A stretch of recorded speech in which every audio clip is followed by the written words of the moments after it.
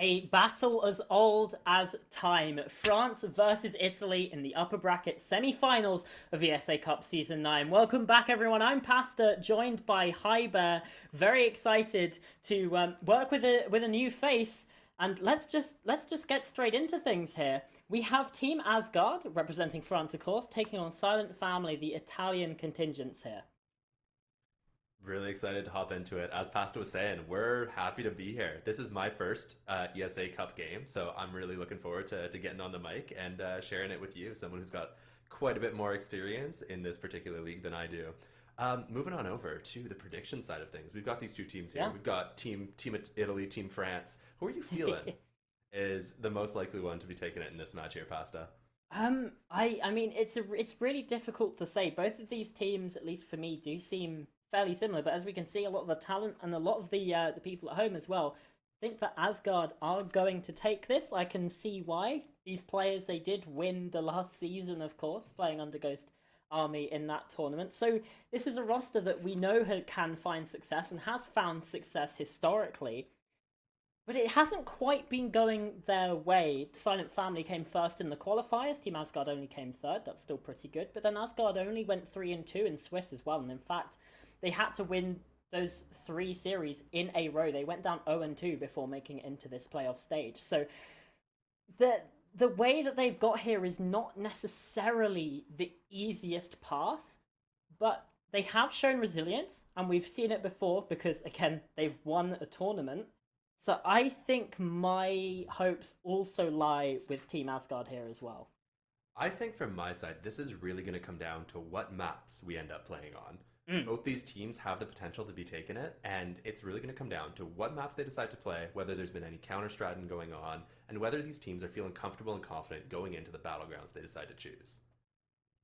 Indeed, and we do see here Cafe Dostoevsky, Consulate, and then closing things out with Clubhouse. Now, I do like, I will talk about those first two bands in a second, or the first two picks, sorry, but Clubhouse is a decider I really quite like. It's probably the simplest map that's in the pool right now, so it does kind of give you, if we do make it to that third map, a really good baseline as to which team is the better out of these two. Yeah, absolutely. If we do make it to that third map, that Clubhouse is going to be looking to be a brawl. It's always a good fight because every team knows how to play Clubhouse. It's one of those default maps you need to know how to play if you want to go anywhere in competitive Siege. Taking a look at those first two maps, we see Cafe. We see Cafe as our first map, which will be looking to see a little bit of more of the kind of style that these guys have decided to play before going into Consulate, which personally for me, it's definitely a defender-sided map. So Mm. if the team starting on defense managed to get like a good run of things going, I can totally see them running away with that map and forcing it to a third. Yeah, absolutely. It feels like this is going to be a particularly close series, as we can also look at the player stats as well for this game. Just before we head into the match, we can see Team Asgard. Plenty of familiar faces here, Yasuke, Sanzo, Toms, to name just three. SilentFamily, though, it feels like it's a lot more of a team effort. You don't really have that one player that's miles above the rest, like you see Sanzo with a 123 rating there. So, all things told, SilentFamily, they have kind of been going about their business pretty much like a team, but Team Asgard, they do have that sort of power move that they might need. Yeah, so both these teams, I mean, just looking at the stats here, it's phenomenal out of both of them. Look at these positive KDs across the board on both teams. It's Mm. something that you do not see very often. And that just kind of goes to show how well both these teams are doing. We're looking at the semifinals of the upper bracket in this tournament here, which means automatically both these guys have been winning a hell of a lot of games. Only one of them can win this game, so we'll start to see some of those stats drop. It's just a question of which team will be the ones to be losing. Absolutely, and the stakes as well for this match are pretty big. Obviously, like we've been saying, it's the upper bracket semi-final. If you win this, you make it to the top three, and that's particularly important because that's when the prize money starts. 250 euros for third place, 450 euros for second place, and then a massive 1,300 euros if you are able to win. And if you get here, you're just one step away from that grand final. And it all starts on the streets of Moscow, heading in to Cafe Dostoevsky. Yeah, Cafe is a very, very exciting map. One of those maps that tends to play out a lot with players outside of the building. A very execute focused map, a map that's less about taking those engagements and more about taking that space. So we'll see how Team Asgard is able to start that off with their attack in half here. Going into bans, any predictions for this first attacker ban? Oh, this is a tough. See, usually I get Pooble to do this, but the Brava ban is interesting. That's not necessarily one that I would have anticipated. Obviously, the state of the game right now, you might kind of argue that maybe you'd see a sort of Montaigne or a Blitz ban, something expecting a shield ban like that. Yeah, absolutely. And there we do. We do see the Montaigne coming on through. Does mean that a Blitz is still available, especially looking towards the kitchen site. That could still yet be very, very powerful. One thing I do want to talk about is with that Brava ban, that makes a few different ops on the defense a lot more powerful. Operators like your Maestro, operators like your Echo. Without those Brava drones to be able to go in and hack those devices, those operators suddenly become super, super strong. So let's see if Asgard are looking to play around those, or if they're going to ban them out and just kind of get rid of those operators altogether. Yeah, we already see the Valkyrie going there as well. So that already does kind of lead you to that. I would be surprised if we see like a Maestro ban, but hey, stranger things have happened. There's also opportunity for things like a mirror. And indeed, that's what we see coming on out. So, all in all, fairly normal. I mean, Brava is by no means the most unexpected operator to be banned at the start, but it is still a surprise. It's just the 10th time she's been taken away in this tournament. It's definitely the strangest one, and it opens up, like I was saying, a lot of opportunities to get on some of these different ops that you might not see as much when Brava's on the board. Because she has such potential to take over those defender gadgets, if she's available, you don't necessarily want to be playing them, because if the attack manages to get a hold of them, it can really throw a wrench into your defense. So, seeing them take the Brava off the board, we'll have to wait and see how it looks on their defensive half, but I would not be even remotely surprised to see them pulling out some of those different gadgets to try and mess up the plan coming out of SilentFamily. Yeah, for sure. Looking to probably the most likely of those replacements is the Flores. Does a very similar job in terms of just removing utility from the defense. And Cafe Dostoevsky is a map where Flores kind of first staked his claim inside of a tier 1 circuit, so he's no stranger to this map. Obviously, with that repick phase coming on through, there is still a chance that Asgard can switch off of this. As for the side of SilentFamily, they're bringing along a Doc and a Malusi. This, to me, immediately screams they're focusing on those gunfights. You've got those MP5s, and let's face it, Malusi does see a lot more play here in the console side of things than she might do in terms of PC, but even still, the utility is a bit less on the useful side and much more about, can you take the gunfights? Can you at least help your team in that aspect? One thing I do want to call to attention is the use of this castle, plus the Jaeger, plus the mute to have a really forward cigar shop extension. These guys are looking to fight, to really contest that space in the early round, going into the mid round. And the player playing inside of there, Timo, is really looking to stay. His position is that CS, and he's going to fight with it till his absolute last breath. They've got the castle barricades to be able to protect him from outside of from Xbox and Piano. They've got mute jammers to protect him from Flores drones, and look how strong this position ends up being. You can already see they're having trouble getting drones in. They're having to use Thatcher EMPs to be able to clear out ADSs. Think about what that's going to cause going into the later round if there's any walls that need to get opened by any hard breachers that are on side for Asgard. This could really throw some wrenches in for Asgard as they start to move towards this red side take. Yeah, they still haven't dealt with the player inside a cigar shop. That's Timo, of course. And Block over here by Pixel as well. Has to be wary of that window that's opened up in the white corridor, but can still sit fairly safe inside the bathroom. Twitch drone comes on through from Sanzo, is at least going to remove some of this utility, and Timo has been forced to drop away from that position, which is not necessarily the most surprising thing as the pressure does start to build, but now he has the opportunity to flank them from downstairs. Yeah, Timo finds himself in a good position to find impact in the later round. The main thing we'll be looking towards is that C4, which is going to look to be very problematic for Asgard if they start to push across Piano. That being said, with these reinforced walls over towards Trash, they don't necessarily need to take that space. And if they recognize that they can just walk in and plant behind outer bar right there, they stand a very good chance of being able to find some opportunities within this round. In the meantime, we see them continuing to clear util, using the Flores drones, using their grenades to get rid of this space and really take it away, force these defending players back. Mercs is forced all the way back as he takes a little bit of damage from Skylight as the walls are opening up around him. He almost manages to escape, but is taken out from the roof, leaving it just in a 4v2. What's the 2v2 now, though? Hang on a minute. Okay, answered back. Tom's with one, but Rigora still fighting inside of Bar. Gets himself one. Now looking for the rotation. Spots the player inside of washrooms. Now the jump on in! And shuts it down. A 1 versus 2 straight away for SilentFamily to find their first. Yeah, really nice round out of them. They managed to find a way to battle back as the execute was going down. They initially were forced all the way back into Cocktail, but just swinging out, getting aggressive at the right time, and taking those fights while Asgard was all discombobulated trying to execute.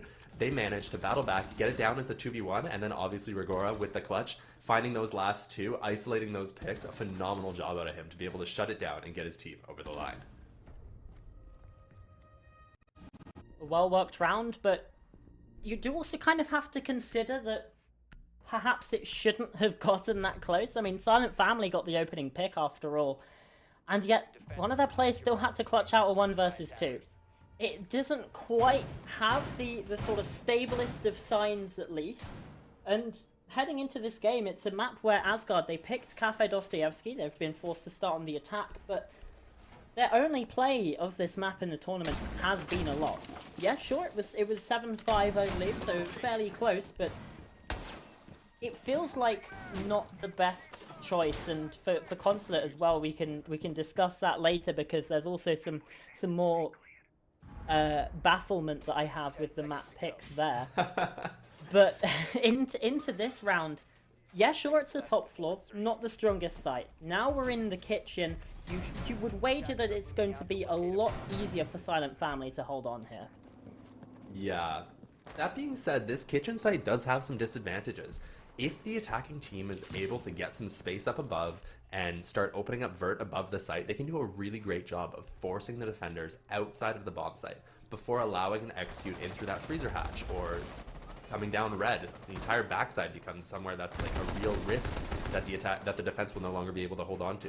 So we'll have to see what these guys decide to do as they start their attack. So far, opening up a little bit of space towards white, it looks like they'll be angling towards a backside / freezer take, maybe looking to force these guys off vert, execute through that hatch, like I was saying. Remains to be seen. Grenades start ringing out as they start to apply pressure to this VIP extension. The VIP player, Glock, here with the Warden, manages to hit a nice headshot onto Thorns Joe. He managed to take out the shield before he dies, but it doesn't really matter since SilentFamily managed to find the opening for themselves. Yeah, the second opening pick for them in this game, still starting the rounds off strong, but this time there's a crucial difference. It hasn't been traded back straight away. Although Mercs is potentially in a little bit of trouble. Inside a bakery, the Jackal scans, revealing that location, but I believe should still be safe just behind the counter, and indeed is. Rigora's upstairs as well. Joined, of course, by Jugo and Timo, actually. Very heavy offside presence, and it's forcing Asgard to really take their time with this. They're still clearing the top floor, and we're halfway through the round. I'm a little surprised by this take out of Asgard. It doesn't feel very together. We see two players up on the top floor of the map trying to pressure this vigil of Rigora upstairs, while the rest of them are working towards VIP. If they're going for that backside, I'm a little surprised they decide to try and take these fights. And quickly, Glock finds himself punishing Yasuke as they try to clear out these top floor players. There's very little that Oh, Christ. this position really matters for what their initial space that they were taking was trying to be. So I'm a little surprised. It feels like they just got a little bit caught up trying to clear out Rigora here, something that they didn't necessarily need to do for the sort of take that they went for. Clay manages to find one, but it's at the end of the day, it's just going to be a pick. He finds one kill for himself, keep that KD up, but otherwise, a little bit of a strange round out of Asgard. Yeah, it's very, very bizarre. I mean, you said it. They just didn't really have any sort of direction with their attack at all. It got to the 1:30 mark. They're still outside. This kill is an absolute beauty, by the way, from Glock. Let's not take anything away from that. But I don't think losing the gridlock should really be anything to stall out your attack that much. It feels like they were just like, we know that we need to attack the top floor and work ourselves top down. And then it got to the 1 minute 30 mark. They're still up there, and they're like, this is taking too long. Let's just try and swing. And then it just didn't work out.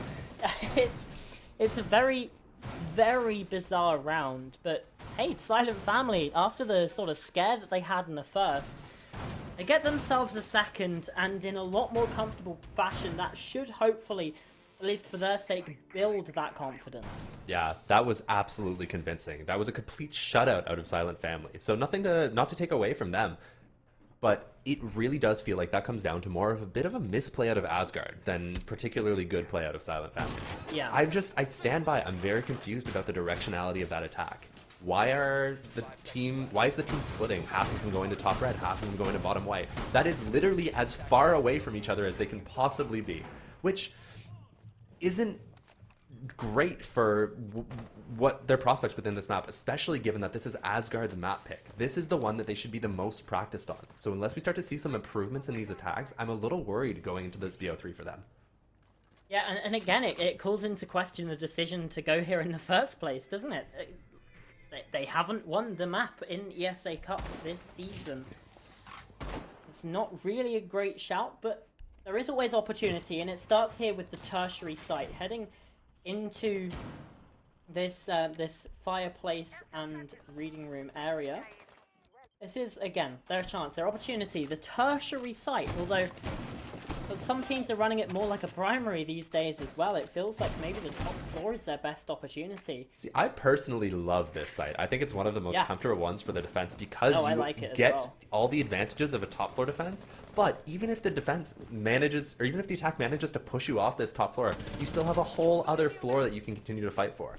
That being said, they have given up a lot of early space here. This castle barricade on the Whiskey Double Door really provides the attack a lot of space to start to push forward. And as we see, Yashiro manages to get his way all the way over to heaven. He's taking fights onto these players. They still lose the opener as Jugo manages to find a pick, but this space has already been completely forfeited by SilentFamily.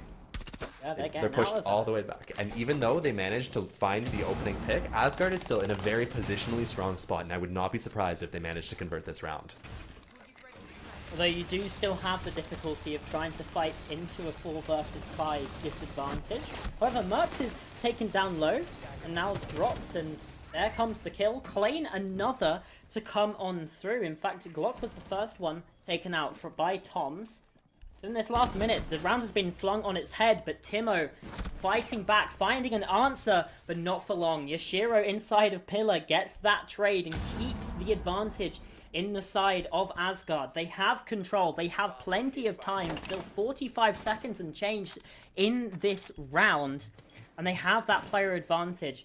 3v2. And, well, the top of the site is looking a bit like Swiss cheese at the minute. There's just nowhere that's really safe on the site that they can hold themselves. Rigora's just sort of having to float around these white stairs.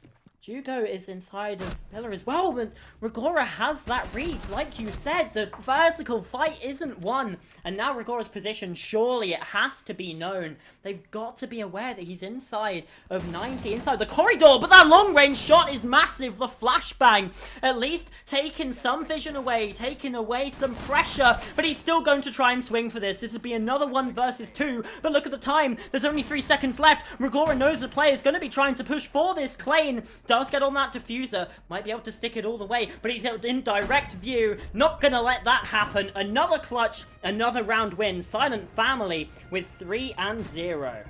What happened? Asgard had complete control of that round. It's like I said, their positional advantage was so strong that they managed to force the players from SilentFamily all the way back. They have every little bit of presence that they need on the map to just start going for a plant, but somehow they managed to waste 40 seconds? 50 seconds? I believe there was 1 minute and 10 seconds left in the round when they managed to get themselves in that super favored position. And they still take absolute ages to even start to transition towards site, leaving ample opportunity for SilentFamily to find some really important picks, battle back, and eventually clutch the round. Great clutch out of them. But despite it, I'm still just left questioning what is happening with Asgard. Cafe Dostoevsky is a naturally slow map. I mean, consider how long it takes to even just get to the building, and then you've got to rappel up onto the roof. That's about 30 seconds of your attack already gone. But even with that, it feels like Asgard are just so lethargic. They're just taking forever on these attacks, and it's come back to bite them in pretty much every round. And that's 2 clutches that SilentFamily have won out, by the way. 1v2, I think it's Rigora both times, actually, as well. So, incredible work from them, but even still, you can't be throwing away 2 1v2s in the first quarter of a map. It's still only map 1 of this best of 3s. Sometimes you won't even see teams get 2 clutches in an entire series. And yet it's happened here in 3 total rounds. Troubling signs for Asgard. They need to be better. This is their map pick, remember. If they're not doing well on this map, chances are not looking nearly as good for them on their opponent's map pick of Consulate coming up. So, we'll see, but so far, I'm finding this very, very disappointing out of them. I was expecting better things. Yeah, so was I.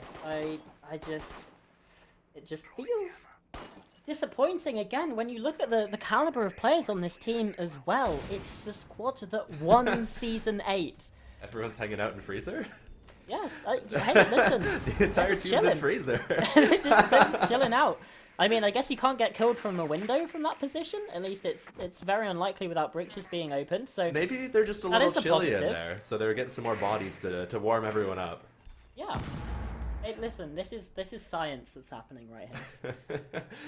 As they slowly start to spread a bit more around the map, they look to fill their positions. Notice they've given up on this CS extension. I think that they found that it wasn't nearly as effective as they were expecting it to be in that first round.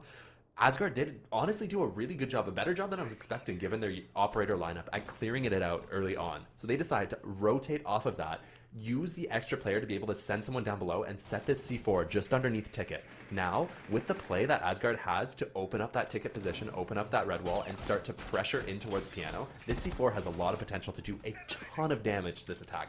Watch out here. As Klain starts to get aggressive, as soon as he hops over this balcony, that C4 is looking ready to explode. They start applying pressure on towards bathroom, opening things up, starting to make some space, but there's no one here. SilentFamily has just completely given it up, opting to play further back into their win condition and try and play those C4s in that plant denial style in order to win the round.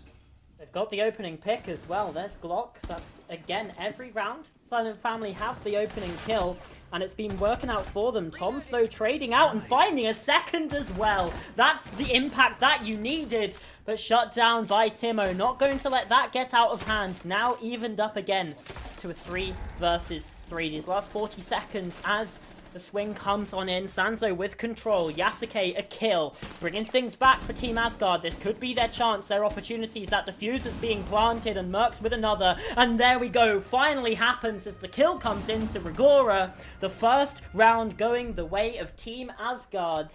And it does bring in a bit of a question, which is, yeah, sure. SilentFamily won 2 clutches. But why are they getting into clutch situations when they have the opening pick every single round? And this time, they just weren't able to drag it across the line. I think this round really comes down to Tom's and what he was able to do working up Whitehall there. He left SilentFamily completely unaware of his position. And it's just a little bit questionable to me because it seemed very telegraphed that Asgard was looking to push through Piano. You've got to be ready for that player to be that far forward. He can make the play at any time, and he made the play to 2 players with their backs turned, finding 2 quick, easy openers for his team, and allowing them to get back into that round after losing the opening pick once again. So, a little bit of a surprise. It seems that SilentFamily just wasn't completely aware of what was going on inside the map, but at the end of the day, you know, it happens sometimes. Sometimes you're not going to see exactly, you're not going to have complete vision of what's going on around the map, and I'm still not too concerned. Honestly, they looked relatively good within that round. I like that the way that they decided to give the space in order to focus on denying Clan. They have C4s below, they have players rotating to free space around the map instead of just fighting for everything, fighting at the entry points, which is a pitfall a lot of teams at this level tend to fall into, is overfighting for positions, for space that really doesn't matter to the result of the round. So, despite the fact they lose, I'm still relatively impressed by SilentFamily. We see here them going for a spawn peek. Klain takes a ton of damage, but he just gets legged and manages to survive. That Ram staying up is incredibly important because if if Asgard decide that they want to take space above, having the Ram on side to open up Vert is going to be essential. Look at the rest of this lineup. What do they have? They have the Jackal shotgun. So if they had lost Klain there, that would have been absolutely devastating for this push. Even so, You see, they're getting ready to take above. They have the Blitz up here. They have the Dokkaebi. They want to take space. They want to force these roamers off, and I like this out of Asgard. This is a lot more coherent of a push. They're all together. They're ready to take that space as a team. We'll see how it goes. Indeed we will, and this is something that we mentioned as well in the Opban phase. You might see a Blitz when attacking onto that kitchen, and indeed, Sanzo with that one along. And even still, it's again a slow early round, something you wouldn't expect when you have this operator on side, but now comes the push and the charge. Sneaking through Reading Room. I don't know if Timo's going to be aware of this. We'll find out pretty shortly. And there's the opening kill, the first one in this game for Asgard. They've been able to win out from a disadvantaged situation before, thanks to some heroics from Toms, but now they find themselves with the man advantage. From the very start, the Mozzie's gone, that's a C4 now removed, and those drones can no longer be driven around. And a minute 30 into the round, they're at really good time here. They're starting to open up the vert. You see these ram drones coming in. It's traded though. Oh, Jugo managed to find both a C4 kill and another kill through the vert? What happened? How did he manage to find these? And suddenly, he's completely devastated the push out of Asgard. They've still got players alive. They do have a chance inside this round, especially given that the kitchen hatch is soft. It's possible for them to go for a hatch drop, but as this time starts to tick down, these Goyo canisters start to come into play. And we know, we fully expect these Goyo canisters to be ready for them to deny that freezer drop, that space that Asgard is going to be looking to take. So they need to move fast. They need to start finding these fights, start finding some picks back, and start to get themselves back into this round. And the longer that time it takes, the more impactful those Goyo canisters will be, as we can hear them start to be popped. Even the Warden having difficulty! Hugo! Your Glock finds that kill. Hugo a third as well. Everything looked like it was going the way of Asgard, and things have fallen apart. The world tree crumbling and axed down inside of this round. It's another one for SilentFamily. And they find themselves fourth. This first half is looking incredibly dominant, Hyber. Yeah, granted, this is defense on Cafe, so we are expecting the defensive side to be winning more of these rounds. But it's looking dicey. Again, I hate to repeat myself, but this is Asgard's map pick, and even on a round where they manage to find the opener, where they give themselves the advantage, losing it in such a fashion is terrible. They need to do better. This last round, if they don't win it, I'm calling now, SilentFamily is going to be the ones taking this map, and that looks really dicey for Asgard going into their opponent's map pick of Consulate coming up next. Yeah, it really does, and it feels like maybe we might be seeing it rather sooner than later.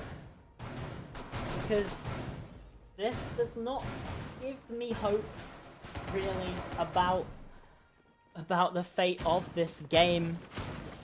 However, just looking at the stats here, it's still not great for them, actually. The last time that they played this map, they only got 3 defensive wins. That was in their loss to... No. Yeah. That was in their loss to who, sorry? That was in the loss to MVG in the second round of Swiss. So that's the only time they've played the map in this tournament. And, yeah, only 3 defensive wins. So realistically, you would have wanted them to get at least a 3-3 half, maybe 4-2 on the attacks. Well, evidently that hasn't happened. It's looking rough. That being said, they're coming into this offsite. Again, like, I do really like this site, but they did prove me wrong, especially with the way that SilentFamily opted to defend this last time. Playing super far back, not contesting any space early on, and really letting Asgard have most of the map. It's a bit of an interesting defense for me, though they have switched it up this time. They've opted not to place the castle barricades, which makes pushing through Longbar a lot more of a difficult prospect for Asgard. Even so, they're quickly able to deal with that cocktail shield, which gets rid of a lot of the power of this position. Now, SilentFamily are going to have to look to take less favored gunfights to be able to continue to deny this space. I don't imagine they'll stay for much longer than they did last time, but hopefully they'll have learned their lesson and are able to contest just a little bit longer so that they're not forced out of sight quite as effectively as they were last time. Yeah, they've got information though on the player.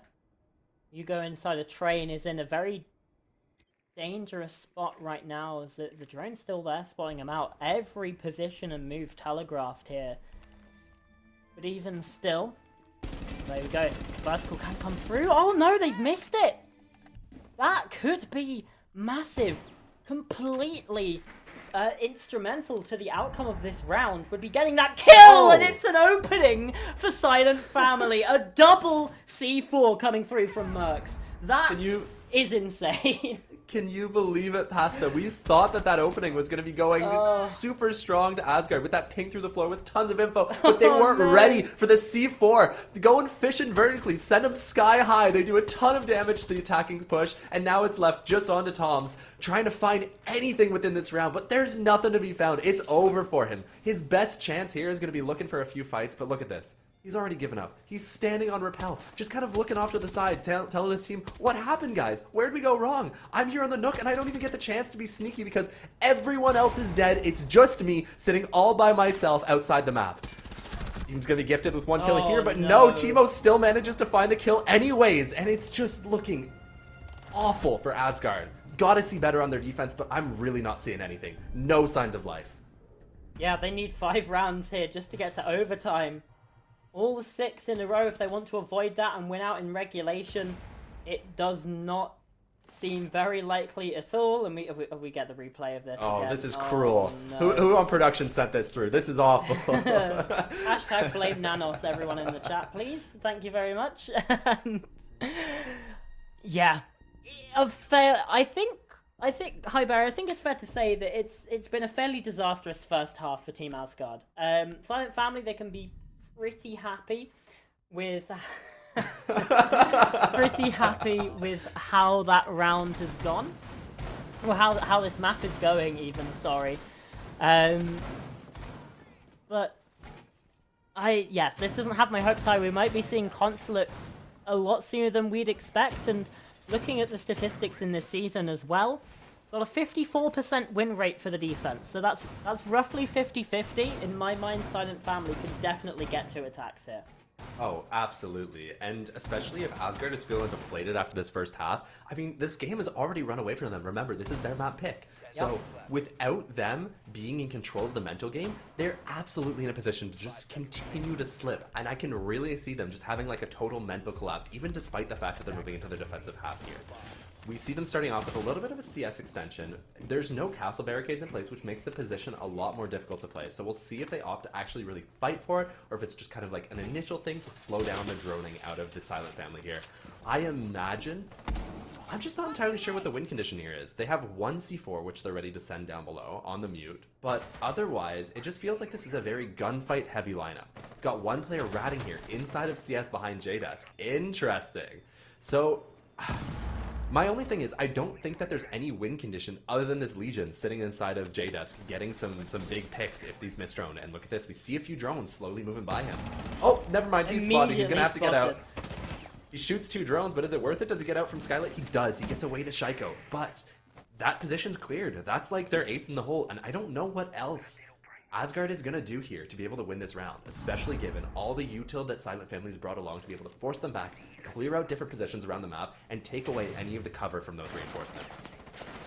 At this point, do you try and hide back in there? You go, surely they won't expect me here if they think they've cleared it. Surely they don't expect me here again.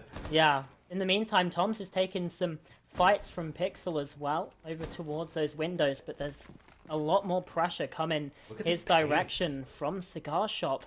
He's even looking towards New Balk. But it's still such a difficult position to be in. Can't really rotate out of there. He's just pretty much stuck in this spot, but no one's pressuring. Okay, never mind. That's a lovely kill onto Rakora, the opening pick for Team Asgard, and a second from Yasuke. A trade comes through from Glock, but it's still a 4 versus 3 advantage here for the defense.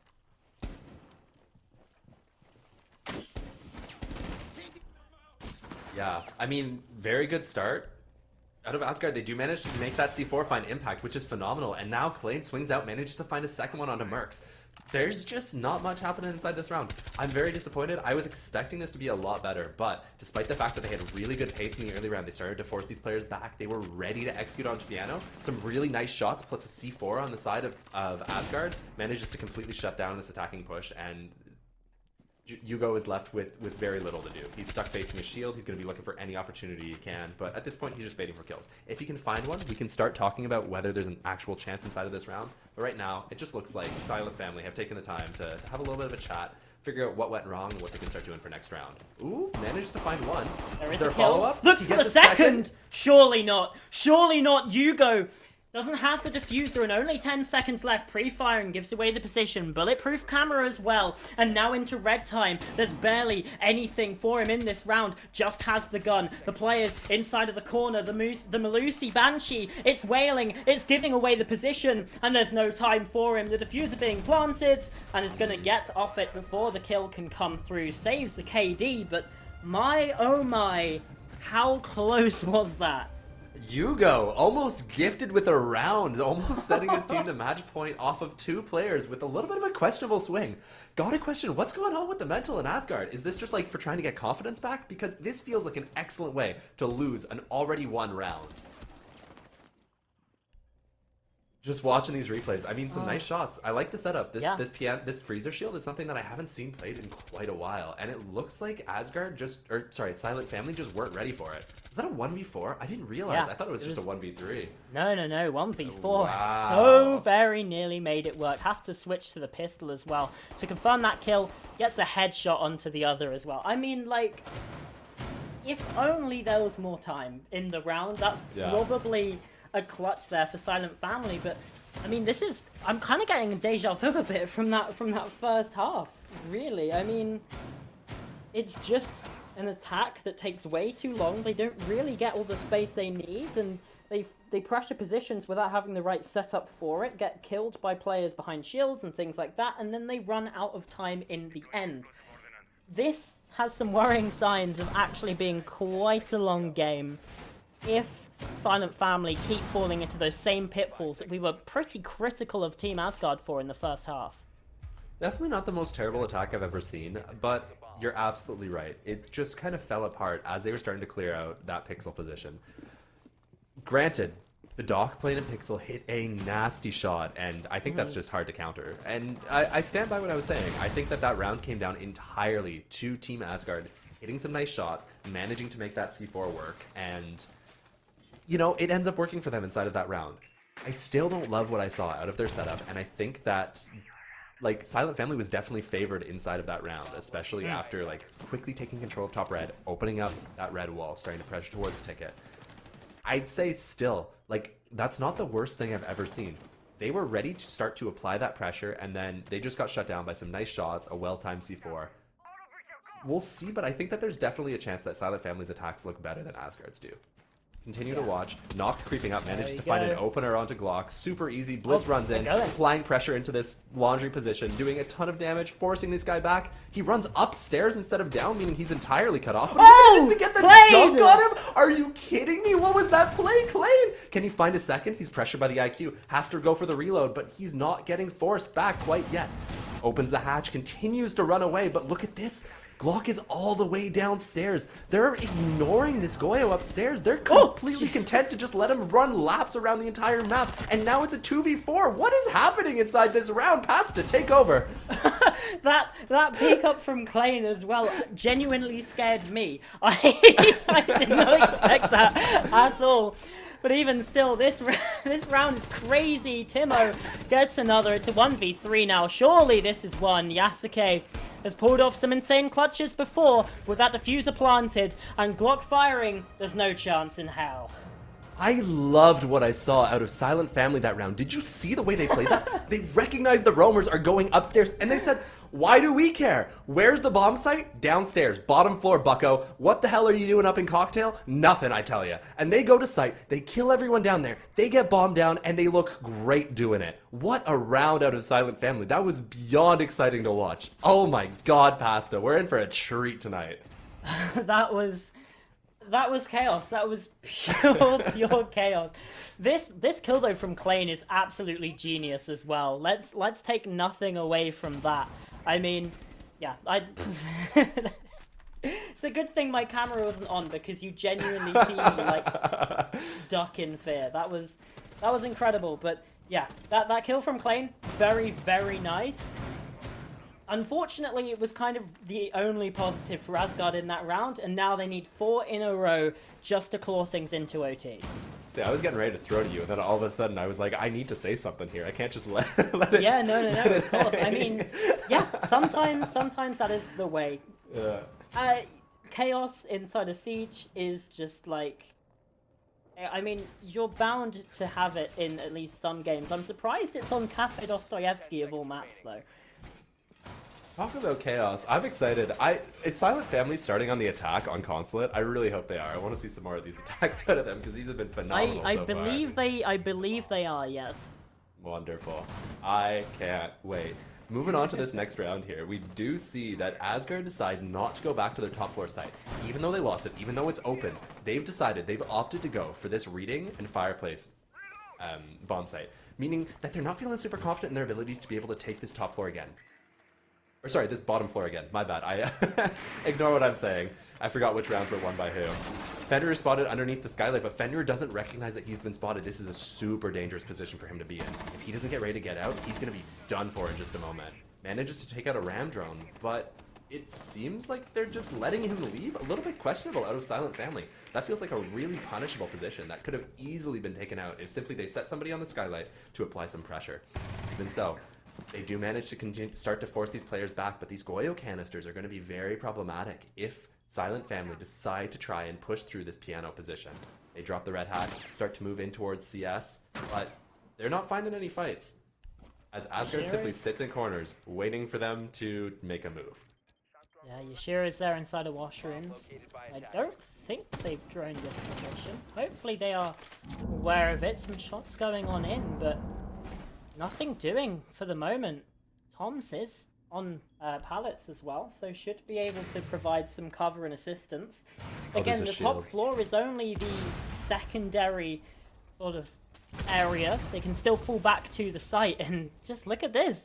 Yashira is just being entirely ignored right now by Silent Family. If they don't know about this position, this could be massive. Toms is on the stairs as well and is taken down. Rigora finally gets that kill on the top of the washrooms player.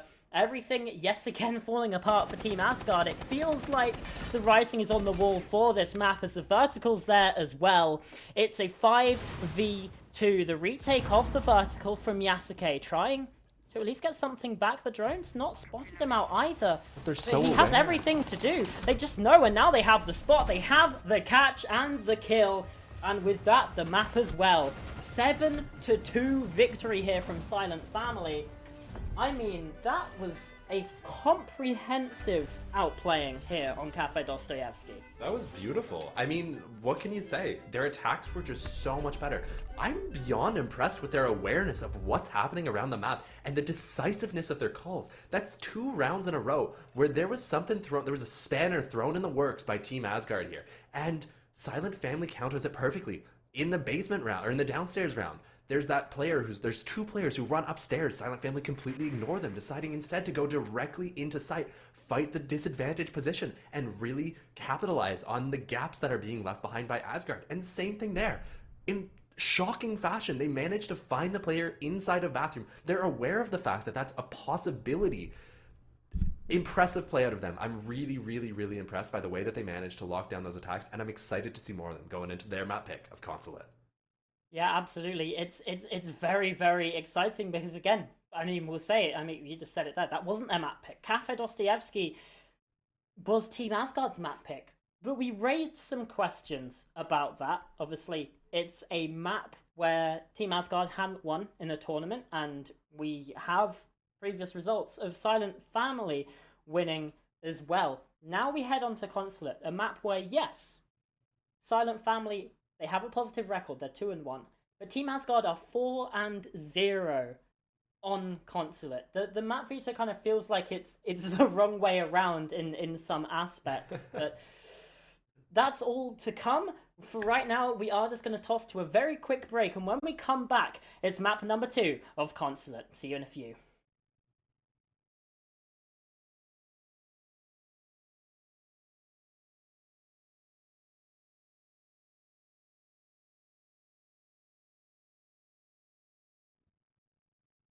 Welcome back, everyone. It's It's time for the second map of our upper bracket semi-final between Team Asgard and SilentFamily. I'm still Pastor, still joined, of course, by Hyber, and we're still taking you through the action as well. It was, let's say, a bit of a disastrous first map for Team Asgard. They picked Cafe Dostoevsky, and they ended up getting destroyed 7-2. There's not really much more we can say, is there, Hyper? I mean, it was just a domination from SF. I was waiting to see Signs of Life. I was hoping that something would start happening on the defensive side, and nothing. They got around. They got around. One round. They did get around. They off of one nasty shot and a C4 that took someone out, and then all the 5v3. There was nothing that could happen, apart from an almost clutch out of the attacking team, anyways. Yes. Out of SilentFamily. So I just am not really impressed by what I've seen so far. I really am hoping that they can start to wake up going into this consulate, because if they can't, it's just going to be over and they're going to be down in that lower bracket. Keep in mind, this isn't it for them. This isn't the only thing that they have to play for. If they lose this match, they do have another chance to try and make their way back to the grand final of this tournament. But as of now, it's looking like they're going to have to be taking the long way to get there. Yeah.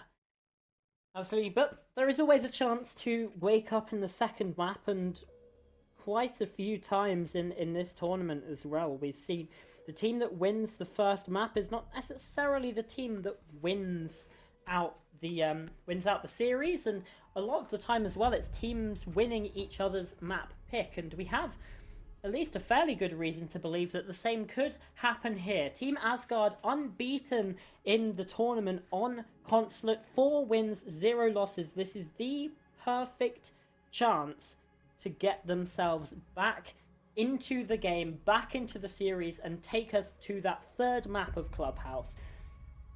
Plus the opportunity to start on the defense and start racking up those rounds on the super defender-favored consulate. I mean, yeah, you're not wrong. This is their chance. And if there was a map that they were going to do it on, consulate's probably a pretty good choice. Notice the knock ban coming out as the first ban out of Asgard here. They ran into this a couple of times on the previous map of Cafe. This knock player, I didn't remember who exactly it was, sneaking in and finding their way.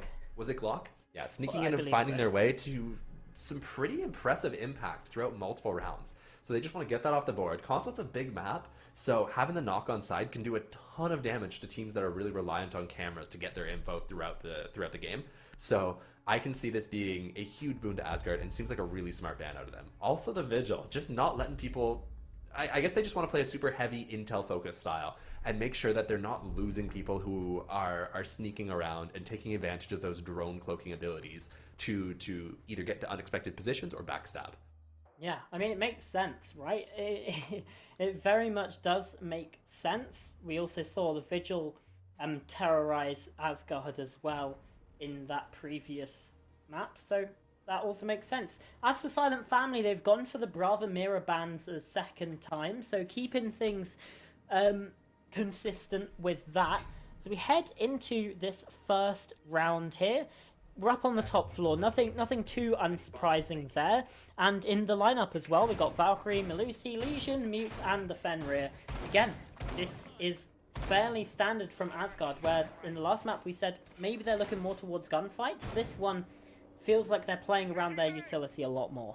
Yeah, this is completely different of an identity in terms of a defending lineup. Like, my god, you could hardly ask for to be any more different. This looks like the lineups that SilentFamily was bringing last map. So I'm a little surprised, I guess. It just seems it seems strange that you'd play like such a different style despite the maps being relatively similar in terms of how their defensive setups tend to operate, with it being really focused on taking initial control and kind of getting into the map being the hardest part, and then having like choke points that the attack needs to push through, which you can really lock down with that super strong utility, those trap operators, that Melusi, that Legion, that Fenrir, plus intel on the Valk and C4s below to be able to deny plants and get early opening kills from a different floor of the map. I like it. You heard me talking about it last time, like not being a huge fan of the lineups that I was seeing out of Asgard. This seems like a really good sign that there's been a mental reset and that they're looking to improve going into this second map. C4's used early, trying to take away the player on the window, but instead no damage dealt. Toms does find a little bit themselves, down to 88 HP. Still plenty to work with, but the net is tightening on this position inside of the manager's office. looking up above there. Nearly gets the catch, but unfortunately can't quite get the kill in time. I like that he's staying. He's not afraid to continue to fight for this space. They haven't thrown any util at him to make him move, so he's like, I'm here. This is my spot. Make me move. Make me give it up. And look at this. They're going below with the buck to try and apply pressure, but he ain't there, guys. That's not where he's standing. You need to get further over towards Visa Hall to be able to force this dude out. And finally, there's a little bit of pressure. There's enough pressure to make him move. But look at that. Not before he's wasted a minute and 15 seconds of the round. Jugo does manage to find the opening pick, but still very, very slow out of SilentFamily here. And going into the rest of this defensive setup, it's... Oh my goodness. What? I thought they were teammates. So did I. They were not teammates. They were very much not teammates, and it looked like a tender caress. Yeah. Oh, crikey. Okay. Yep. The round's just over. The round is just straight up over. SilentFamily still winning their gunfights, it seems. Yeah. What a round. What was that a flawless? round. I think it was. It was flawless. A flawless attacking round for the opener on Consulate.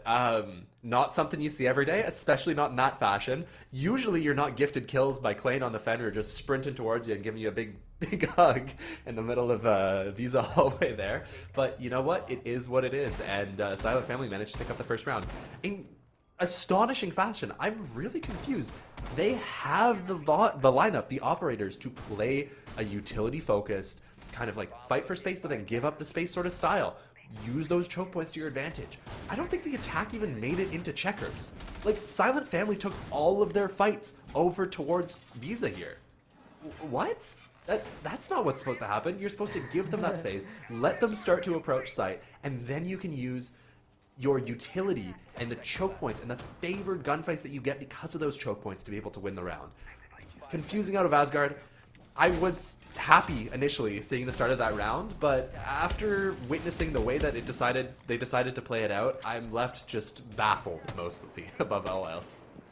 And they've swapped out the Legion here for the Warden, so even more of a focus on the gunfights, you would imagine, especially as we didn't even really get to see SilentFamily get to some form of execute stage. They're looking to take an early aggressive angle onto the door, and Yashiro does find that. So it's not quite the calamity that we found in the previous round, but even still, when you compare round one to the first map, it was very similar.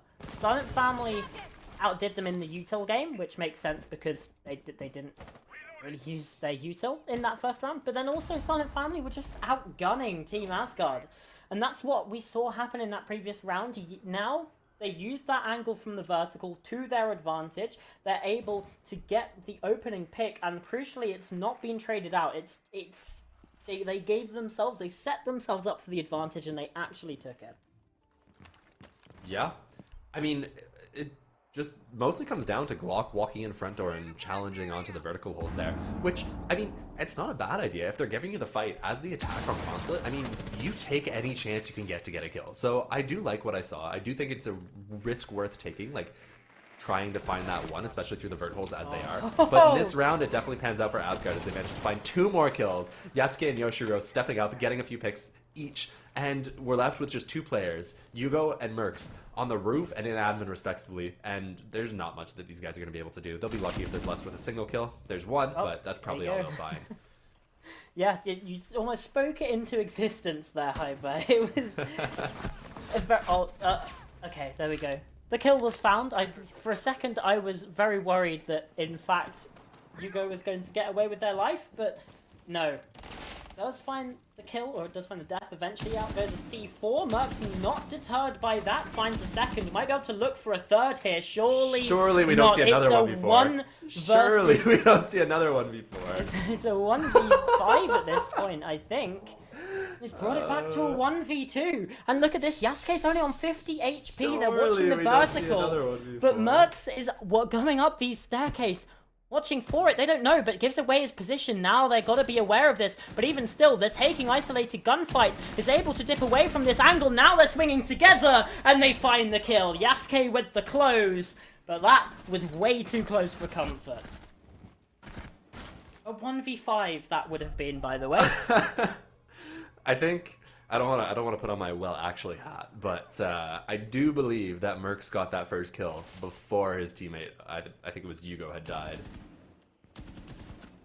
Either way, shouldn't happen. Should not happen. No, absolutely abysmal. I mean, Asgard, what's going on here, guys? You don't need to do this. And I mean, it is what it is, right? They managed to take the round, and at the end of the day, it's okay. But to almost give up an ace into a 1v4 clutch, what?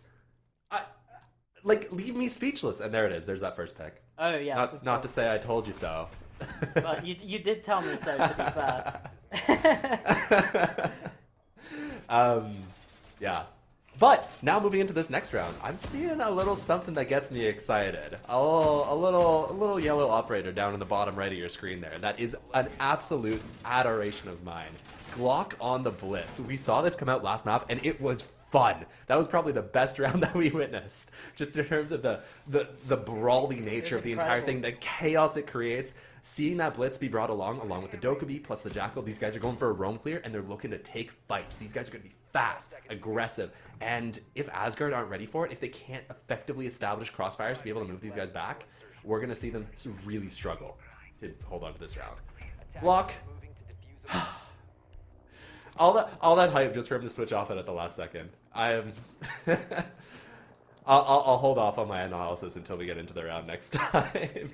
Either way, lots of vertical clear, lots of operators to be able to help out with the roam clear. You see the Doke on side, you see the Jackal on side. We're still looking at the same sign of take, just to probably be a little bit slower, a little more methodical with the different ops that are being brought along. Yeah, the sledge is a very interesting decision for me. I mean, doesn't normally get see play. You'd argue that Buck is just kind of better in all regards, especially since frag grenades did get nerfed, but even still could be useful. The gun's certainly not bad, and we know that SilentFamily like to take their gunfights, that is for sure. So into this round, you would still say that maybe SilentFamily have a chance, but it's by no means the absolute dagger that they would have had with that Blitz. They have found the opening pick here, though, through the vertical. Roger, though, pressured by Yashiro, fighting back on the top floor into a 4 versus 4 situation. And Timo is now going through this. They're pretty much ignoring that as well, as you guys found a kill elsewhere onto Tom's. Yeah, but look at Yashiro. His position doesn't matter. They have a 4v2 on site. Unless Yashiro can get aggressive and manage to find a pick, he doesn't do anything up here. And by simply holding the flank, Timo manages to find a pick, manages to establish an even greater advantage, and the Doke calls ring out, scaring back the defenders that were trying to aggress at the top of these staircases. This is looking really rough for Asgard right here. As they're forced back into sight, their space constricted. SilentFamily are simply going to open up Vert, open up that main breach, go for a plant, and there's nothing that they're going to be able to do to stop it. Yeah, you still do have the bandit charges on that breach, and Yasuke's found a kill upstairs as well. This round might not be over just yet. However, it's still going to be a heck of a challenge for Team Asgard to bring this one over the line. 45 seconds left as the breach now gets opened up for them. Forces claim back all the way through construction. And it's going the long way round. Takes away the Vulcan canister as well. Does That's that work 20 like that? seconds. I'm surprised too. I'm not too sure, but either way, that Vulcan canister doesn't come out, and Yasuke's found a second. Hold on a minute. This round might just go Asgard's way after all, because look at the amount of time remaining. There's only 15 seconds. There's only one player trying to work through the breach. They don't have the case. That's stranded outside. So as Timo tries to force their way in, pressuring, gets that kill, but Klein with another into a 1 versus 1. There's barely any time remaining. All you have to do is sit down and patience. And the round is won by Team Asgard. Technically a 1v2 there as well. Little bit of a strange one. I spoke too soon, I believe. I thought that they didn't stand a chance in that round. Going down to a 4v2. They shouldn't have stood a chance. No, to be no, completely with frank. so much time on the board. I guess I just gave SilentFamily too much credit, but especially after the way that early round went, with what was it, a minute and 40 seconds on the board, the 4v2 turns down to 10 seconds left as 2v2 push into sight. questionable. I don't know where the time went. I don't know what happened. It looks like they got a little preoccupied trying to shoot Valk cams upstairs and simply let the aggression happen. Question marks out of me. And SilentFamily starting to look like they're making the same mistakes that Asgard was last map. They need to be better. This is their map pick. They gotta be decisive inside of these rounds. They're finding the openers. They're taking the space, and it's just not being translated into round wins, and that needs to change. And I hate repeating myself, but I'm seeing the exact same sort of problems out of SilentFamily in this map that we were seeing out of Asgard last map. And attacking's hard. Granted, so they definitely do start on the harder side, but it just needs to be better. And we'll see if they can improve it going into the tertiary side in this 4th round. It absolutely does need to be better, because again, they've got more opening kills. They were in a fantastic position in that previous round. Let's labour that point again, because I think it is so crucial. They're in a 4v2 with over half the round remaining, and they let it slip to 10 seconds left, 2 versus 2, having to push into sight without any information. That is inexcusable. Bad. It's bad. Absolutely it's just inexcusable. Really, really bad. And there's a Twitch drone that's been... Oh, we're getting a Twitch drone rattle. Okay, Hugo wins that out, but even still, how's the Twitch drone getting caught out by the Mozzie Pest in the first place? That feels like it's a bit of a mistake as well. Happens. I do the same thing. I'm too lazy to slowly drive my drone under any barricade, so if there's a Mozzie Pest, it's over. They can have it. I can't be bothered. We move into this next round. We're seeing a very extended defense out of Asgard. Check out the way they're playing this. It looks like they've got their confidence back as they spread out all the way across the top floor of admin, all the way to the middle floor. They're not giving anything to SilentFamily for free. So if SilentFamily aren't able to find themselves an entry, they're going to have a lot of trouble being able to move in towards site. Consulate is a map that really plays out like this. You see teams fight for pretty much everything, because why not? You start with the entire map, might as well play the entire map. And we see Yasuke manages to find the opener based entirely off of that principle. Playing further forward, not being afraid to contest that space early on, knowing that you have so much map to fall back to that you can just really play the space. Locke was a massive player for SilentFamily in that first map, having at least double digits of kills in just those 9 rounds that we saw. However, 0-3 so far, not having the impact that you'd want from the player, and the Dockerby falling, those calls are now gone, cannot be used. Thankfully, Hugo's there to trade, and finding a second as well. Again, these rounds just get turned on their head so quickly, but Clayton does answer back, but not for long, before he's also shut down by Rigora and Sanso as well. Another player with 0 kills there, taken down by Timo. It's all of a sudden into a 1 versus 3. Yashiro on the hatch, and it's taken out from down below. Another round where it just feels like anything could and did happen. This is the risk that you see when teams play that aggressive forward style spreading out across the entire map, is it does tend to leave site vulnerable. What are we seeing here? Oh, is this the Twitch drone battle? This is the Twitch drone battle. I love the dramatic music as well. This is incredible. Oh, glorious. You were my brother, Anakin. I loved you. I'm sorry, this is from Duel of the Fates. Was Duel of the Fates used in episode 3 as well? Oh, I'm not. I think it I'm was. not I think it was. sure. I think they used Duel of the Fates. They just repurposed it. Ooh, absolutely smokes the Twitch drone coming in through lobby there. Little 1v1. Well, that's one of the fun things. Last time we had to blame Nanos in the chat. Can we get a thank you, Nanos, in the chat? Thank you, Nanos. For that. That's you, a good Nanos. replay. Incredible. That was probably the most fun I've ever had on a broadcast. That's one of the things I love about Siege, really, is just the ability to have those really niche interactions that you just don't see that often. What a cool thing to have happen inside of a round in a competitive game of Siege. Like, what else is there to say? This is why we love Siege. Asgard might not be loving the outcome of round 4, though. Yeah, I don't know, back bit of a risky segue that, but, you know, it kind of worked. It worked. You know, it got us back on track. And you know what? Speaking of being back on track, I do want to actually take a look at that last round and kind of explain what happened inside of it. Because I was praising the way that Asgard was playing, and I stand by that. I think it was a good thing to praise, them playing that forward, aggressive style. But they failed to be aware of the lurk that came out of Rigora last round. Him managing to sneak in below and take advantage of the fact that Asgard was all over the map, meaning they couldn't be in sight. So because Rigor was able to get in sight, he's able to find the only player in sight, and the rest of Asgard was left scrambling, just trying to find their way back, essentially fighting as the attackers, trying to get back into their own bomb site, which you never want to. You never want to be in that position as a defender inside of Siege because you're disadvantaged. You've got worse guns. You don't have the same sort of util to be able to make the other team move, and you really struggle to manage those retakes.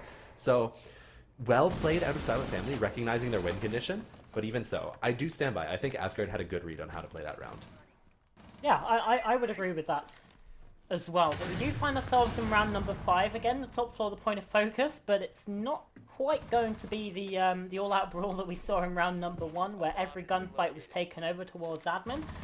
Instead, we actually see Asgard. They're playing the site here. This is what we wanted to see. Ash charges go in, causing more pressure from the vertical. The Vulcan canister popped as well. That's big for 2 reasons. It denies that position, at least temporarily, for those Asgard players, but it also means that that time stall is gone for later when that execute comes through.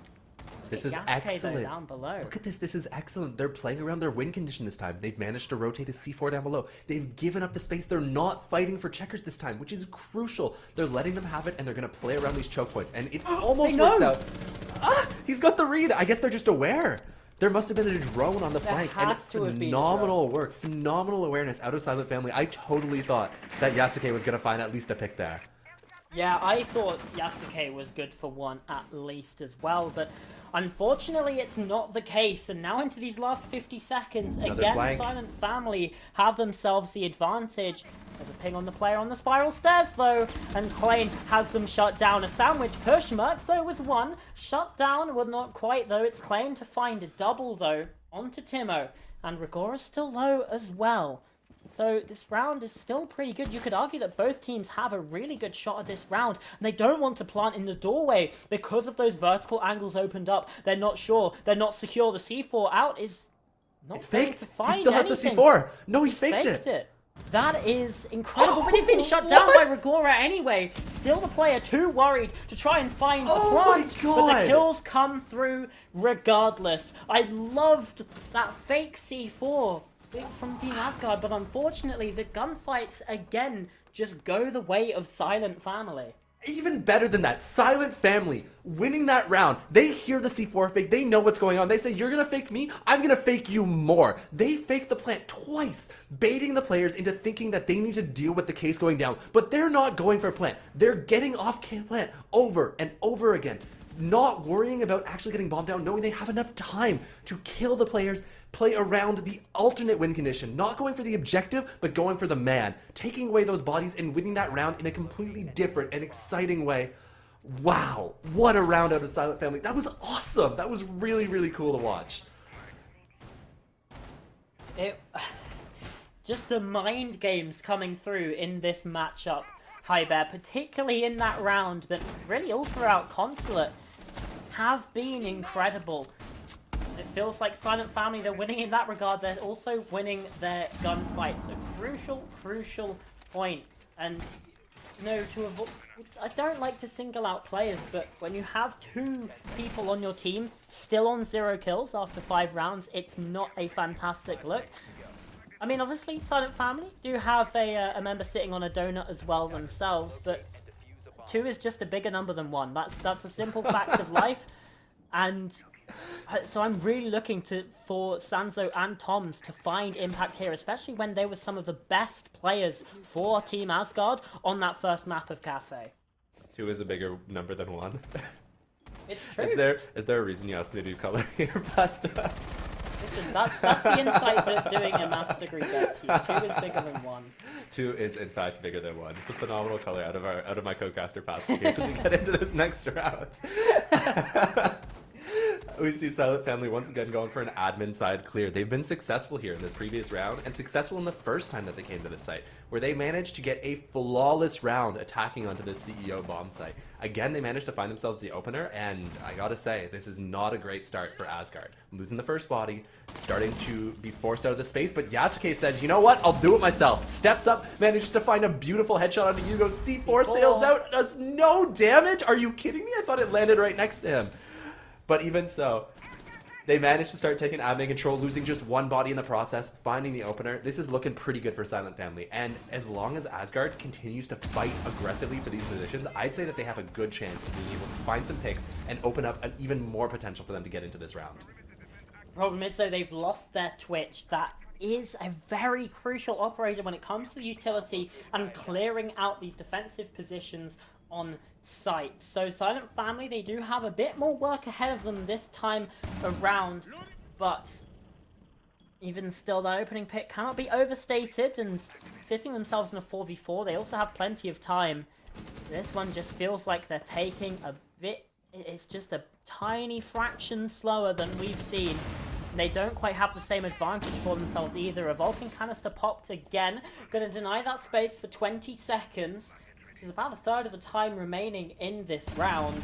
The player's been spotted, but the catch can't quite come through on the kill. They have managed to take control of Checkers Hall, which is often the hardest part of this attack. The next thing that they need to do is move this player inside a projector, get that person to fall back, because if they're not able to do so, they will not be able to go for a plant. But in the meantime, Glock steps up, manages to find a kill onto Long Desk, really starting to tear apart this defense out of Asgard. They need to make something, they need to find something here, otherwise they're going to have no chance of being able to battle back inside this round. We see Rogera on the Ash creeping up, Timo finds another, and that just ends the round. A 4-2 attacking half on Consulate out of SilentFamily is just not enough, and Asgard are really going to struggle. They're going to have to really lock in and manage to find some rounds on their own attack if they don't want to lose this game outright. At what point do you say that the match is over? Now? Oh, that kill is still really good. Yeah, I mean, that was a beautiful shot. I was like, Yasuke wants to do it himself. And you know what? I respect it. Sometimes you got to step up and you got to be that player.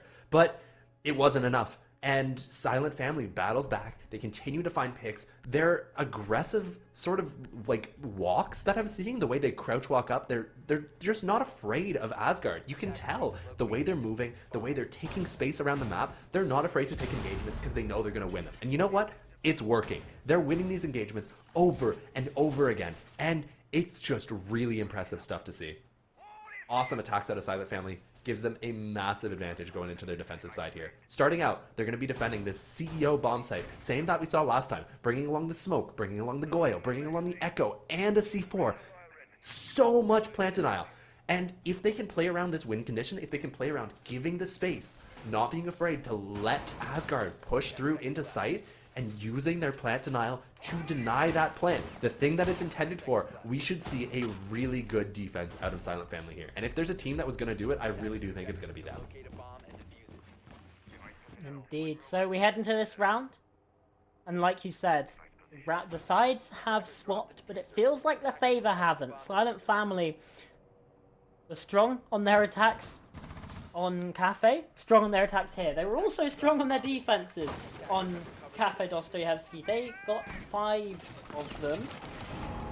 And they only need 3 to take this map away. However, Rigora very nearly the first player to fall in the second half here of Consulate. Never happened. You get the dock stim to heal up, and you're ready to go again. There you go. I mean, that's why you bring along the dock. If you're going to be taking aggressive fights, like, might as well, right? Get yourself healed back up, especially on console where it's not quite as easy to hit those precision headshots. But either way, Yugo manages to... Yugo was taken out relatively early on. It's not the worst operator to lose, as your Goyo, their util is all already set up. And on Consulate, even being in a man disadvantage situation on the defense isn't so bad. So as long as SilentFamily continue to play around their win condition, they should be good here. That being said, I'm seeing them aggressing. They're taking peeks onto the projector back. They're swinging out into Checkers Hall. They need to start to calm down and play around this win condition, otherwise this isn't going to go well, and we'll see them making the same mistakes that Asgard was making, getting too aggressive and giving up the round. Indeed, obviously with the attackers so close, you don't want to give up anything, but Yasuke finds a second, has been traded out though by Merc, so perhaps a little bit more into this position from SilentFamily being slightly established, but I mean, look at how dangerous that breach is. Quite literally right next to Mercs, the player is going to have to be very careful and cautious of that position. In fact, switching away. Yeah, I like Block this swap. goes in to fills that space instead. And like you said, I like the swap too. You keep the Echo safe for that late round, and the Toxic Babes can come through to deny even more of that space and even more of that time. This round's going to come down to Sanzo as he starts to creep up, but Glock manages to find a kill. Mercs doubles up, and they manage to battle back. And like I was saying, being in a man disadvantage, as long as you hold your positions and you aren't afraid to play around that win condition, they're still totally fine within this round. Nade goes out battling back. Mercs is taken down. Glock is down as well, leaving just Teemo last alive in this 1v2 situation. Can he clutch? Oh, it spotted the first. Toms goes down. They had the yellow ping as well. It's all onto Klein. Still's got plenty of time. 20 seconds to try and make this work. And has the case in hand as well. Is going to start to stick this. Timo, are you going to try and push this? But Klein's not getting off. They're going to stick onto this. And is able to escape out into checkers. Now the player sprinting has been caught and found. And the kill comes in as well. Team Asgard get the round. But oh my gosh, that was close. Really, really exciting round there. Wow. Oh, the Doc almost managing to clutch it out in the 1v2 situation towards the end there. After he found the first, I was so sure he had it. I don't know if there were any Echo drones left on side. If there were, it feels a little questionable to me how long Teemu decided to wait before starting to push up. I got to imagine that he didn't have the info, that the IQ was effective in managing to take those out. Otherwise, it should have been a much, much easier clutch. But still, keeping it really close. Asgard hang on, but they need to keep going. If they want a chance inside this game, one isn't going to be enough. And especially not rounds that are that sloppy. It needs to be convincing. It needs to be strong, and they need to get more. SilentFamily decide to run back the same site again. They know that round was close, that if they don't lose the opener, they probably manage to hang on. So they're going to try it one more time before moving on to any other sites. Indeed, they do. And you feel like if Timo just doesn't sprint in the end round there as well, there's a potential to clutch the round out as well. So, like you said, we go again up onto the top floor, and we saw this in the first half as well, sorry, from Asgard. They lost the first round up on the top floor, and then they won the second, also on the same site. So, if history were to repeat itself, this is a pretty good sign for SilentFamily, although they won't want the rest of the half to go in quite the same way. They've already got themselves onto 4 rounds on their attacks. They cannot let that advantage slip. And they shouldn't, right? The defensive side on console is super strong. Especially once you're playing on console, where holding angles becomes so much more of a powerful technique. Like, this should be in the bag for SilentFamily. And if they manage to play even reasonably well, I fully expect them to be able to get us over the line. That being said, their roam is already getting droned out. Hugo down below has a lot of potential to die down here if he doesn't start to make his way back to site, if he doesn't start looking for support, as Yoshiro gets aggressive inside of this piano closet, looking to take some fast space and a really different attack than we saw last time. That being said, Hugo has repositioned and he has not been redroned. So if Yoshiro doesn't... the drone comes out. Yoshiro's has info on this player, and they continue to have even more info on this player. They've used so many drones. If they can't find this pick, this is just going to be awful for them. It's more pressure mounting. The first minute, and yeah, a half minute of the burn drones doesn't are gone. manage to find a kill, but it's okay as long as they're able to continue to work this map control into more of a concrete attack. But right now, this is all space that doesn't affect the actual round. This is a Goyo down below. He doesn't even have a C4.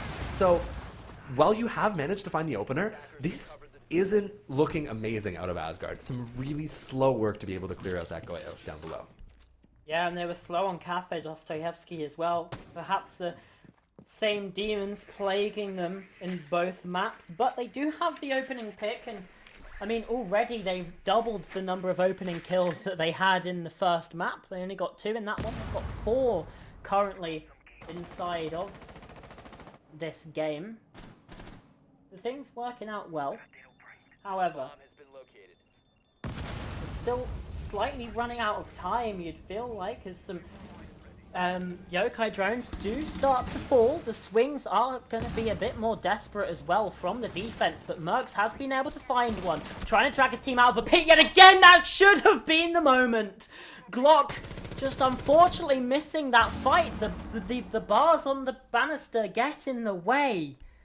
And he loses it out to Yashiro. Again, the advantage given back to Asgard, but there's not much time remaining as they keep getting stalled out here by the utility, by the swings that we see coming through from SilentFamily. That one's risky, and Klein is now starting to plant. Can a yokai come in? Yes, it can. They can't spot it out either. That's a lovely kill, and starting to get it as well. But now they've been spotted. Has to try and take the swing. The sprint is going to be heard, and it's a 3 versus 2 thanks to Toms. Mertz gets that kill. It's a 1v2, but Rigora whiffs those shots, finds the second. 7 HP. Has to try and reload this SMG-12, takes away the drone, and knows that the player's inside of checkers, but he's checking the wrong corner. Toms, this is the chance to bring the game level, and he's just holding in this corner, knows that he doesn't have to try and swing to make the play, and it's done. 4-4, the game is level. Revel in it. It was close again. I didn't think Asgard had it in them, but they continue to battle back, tying the game 4-4. SilentFamily squandering their convincing advantage, losing these first 2 defensive rounds. We'll see how it looks. I don't expect them to go back to the same site, and it really comes down to this. All those bullets going right into the banister. I mean, that wins the round right there, doesn't it? If they manage to take out that Ash, then there's no way that Asgard are able to push in and go for that plant the way that they did. So, scary. Again, really, really dicey, but Asgard just barely managed to get it over the line. Oh my goodness, Pasta. We're in for a little bit of a match here, aren't we? I think we are, because Asgard are fighting back, and again, it's all well and good saying, oh, if this one thing goes differently, then they win those rounds, but you can't win games on if, buts, and maybes. You have to get the round on the board. It's those numbers at the top that are important, and right now, it's 4-4. SilentFamily, they want no more of that top floor site. Instead, choose to go down to the basement, and they've brought along the Skopos here, Hyber. An exciting operator recently introduced into the game. If you guys aren't aware, that Skopos, what she can do is essentially teleport across the map. It's a particularly interesting operator on these big maps, such as Consulate. The ones that are hard to completely clear, where you don't really have enough time to drone everything. So what Skopos can do is escape and threaten flanks over and over again, all while being ready to instantly, just like the snap of your fingers, make her way back to site and affect any execute that's going down over there. We'll see how Yugo decides to play her, but immediately on some really good drone work out of Asgard, spots Rigora in this position front door. If they manage to rotate a player over, I mean, he could be as good as dead. And look at this, the timing, he sees the drone, he spots it, and just barely manages to get away. No, taken out by Klein. Yugo refrags though, managing to find the perfect refrag onto Klein, and is instantly able, as I was saying, to transition back to site, using that Skopos' ability to completely escape. Despite it all though, Teemo is found elsewhere, and a minute into the round, less than a minute into the round, look at the control established by Asgard. What a start out of them. And this is the danger.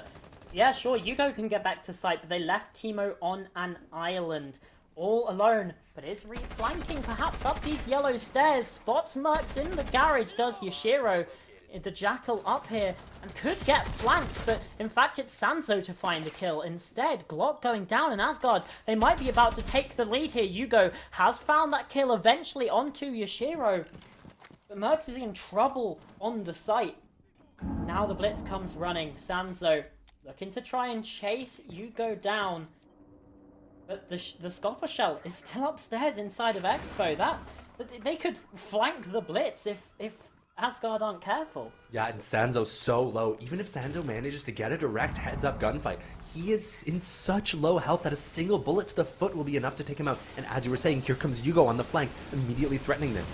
Is Toms aware? Toms is upstairs. He's not. He's taken out. And now Merc down below has the site to be able to hold on to, but they've given up the vert, meaning they can't plant. They need to force their way through site unless they can clear off this Skopos upstairs. Is she aware of the Blitz starting to make her way? Time will tell. As Merc manages to find one through the vert, leaving nothing but the 1 HP Sunzo on side, trying to find anything, something, just to be able to battle back in this round that was so convincing for Asgard throughout. It's re-clear upon re-clear upon re-clear up here in Piano and Expo. Instead, decides to take the drop, and that's ill-advised. Mercs was watching for that the whole time.